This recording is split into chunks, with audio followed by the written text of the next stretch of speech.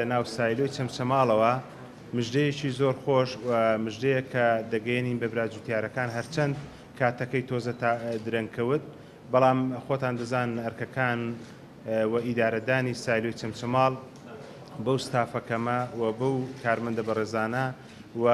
بەو هەموو قەیرانەی کە هەیە لە هەرێمی کوردستان و لەگەڵ حکوومەتی عێراقی توانیمان ئەمڕۆ ئەوە ڕابگەێنین بە براجوتیارەکان. من شانازی دەکەم کە وەک کوڕە فەلاحێکیش ئەو مژدێ بگەین بە جوتیارە بەڕێزەکانی سنووری قەزای چەمچەماڵ کە دانەوێڵەی گەنم ئەمڕۆ دەست دەکرێت بە وەرگرتن و لە ڕۆژی شەممەوە بە تەواوی کارەکان دەکەونە سەر سکەی خۆی. ئەمڕۆ لە دوێنێەوە زیاتر لە 500 تەن وەرگیراوە بۆ تێستکردن. لێرەوە مژدەی ئەوە دەدەم کە ئەوەی لە توانای ئیدارەی شار بێت بە هەوڵ و هیمەتی وەزارەتی بازرگانی، پارێزگای سلێمانی و هەروەها برای بەڕێزمان کاقوبات جەختی کردوتەوە کە گەنمی جوتیاران ئەم ساڵ وەربگیرێت بەهۆی ئەوەی کە سایلۆ پیرەمەگرون و هەروەها شوێنەکانی تر کەم و کوڕیان هەبوو زۆر هیمەتیان کرد و زۆر جەختیان کردەوە بۆی سایلۆی چەمچەماڵ ئەم ساڵ و بە زووترین کات بکەوێتە سەر سکە.